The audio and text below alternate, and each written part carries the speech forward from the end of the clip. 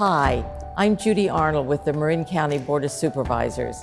I am excited to share with you some of the county's recent accomplishments and to give you new information about our board's highest priorities.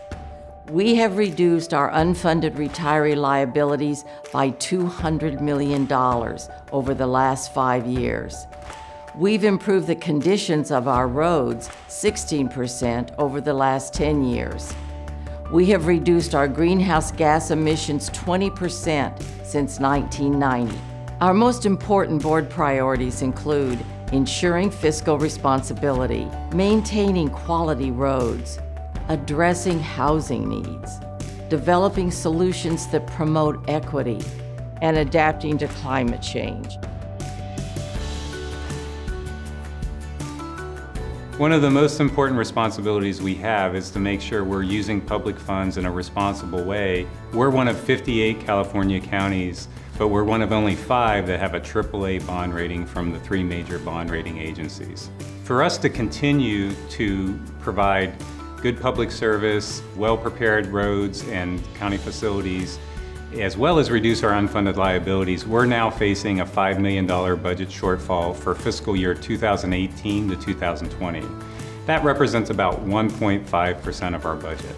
This is the first time in 5 years we're asking our employees to come up with reduction options, and our goal is to make sure these options are an opportunity to minimize the impact of the budget reductions on our residents and our employees. Our department maintains 420 miles of road and 151 bridges. Despite a backlog of maintenance due to funding shortfalls, we've successfully improved our overall road condition rating in recent years by prioritizing projects that provide the most benefit. This year's paving projects covered 15 miles of roadway, including the completion of a multi-year rehabilitation project on 10 miles of Sir Francis Drake Boulevard. And that allowed us not only to improve the road condition, but also allowed us to improve accessibility for all users. The maintenance of county roads is crucial to our community's quality of life. Most people drive on county-maintained roads every day. Our road crews and engineers are dedicated to keeping those roadways safe for travelers. The county budgets approximately $9 million in local funds per year for our road program. California Senate Bill 1 is a recently approved gas tax that will provide up to $4.1 million annually into our road improvement program, and we really have to plan the project selection process to maximize our funding. Housing First is a different approach to addressing homelessness. Traditional programs have really operated under the philosophy that you have to achieve sobriety or employment before you can be stable in your housing. But Housing First recognizes that if you're experiencing homelessness, you're really more worried about where you're going to sleep that night, what you're going to eat, and about your safety. And it's really difficult to focus on things like finding a job or getting sober if you're worried about those crisis sorts of things. So in a Housing First program, you would get put into housing before you're asked to focus on longer term goals like getting sober or finding a job. The County of Marin is really responsible for providing a lot of our safety net services to folks, but the cities have a much greater hand in the development and the acquisition of housing. So this is a fantastic opportunity to collaborate with them.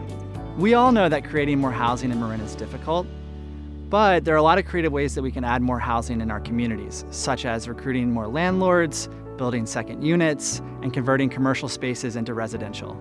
And I can honestly say that over the last year, I've never seen as much collaboration between the cities and the county as is happening right now. I think we're really making significant progress towards ending homelessness in our community.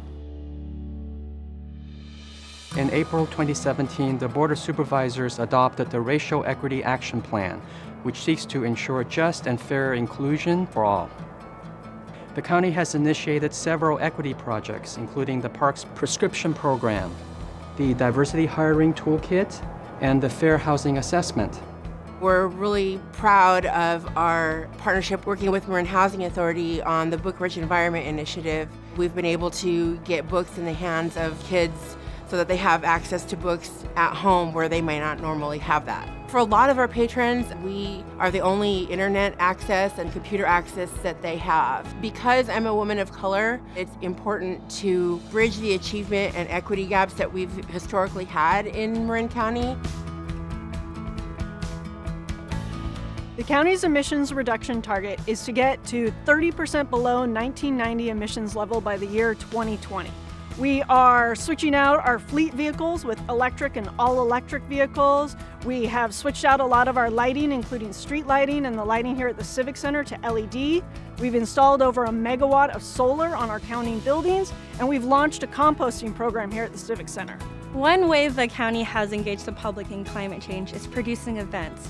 We recently produced an event called Drawdown Marin. This event drew over 400 people in attendance. We inspired people to learn about climate change and be involved by taking actions as little as driving an electric car or buying locally produced goods, locally sourced foods, and committing to using 100% renewable energy. Our county employees are doing a lot of outstanding work on these important topics.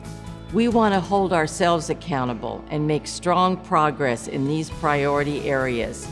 Don't forget, it takes collaboration and true community engagement to make local government work. More information about these priorities is available at marincounty.org/state of the county. Our county employees are our county's biggest assets. To them, we say thank you for the hard work that you've done over this past year. To our county residents, we say thank you for being a willing partner to improve Marin's future.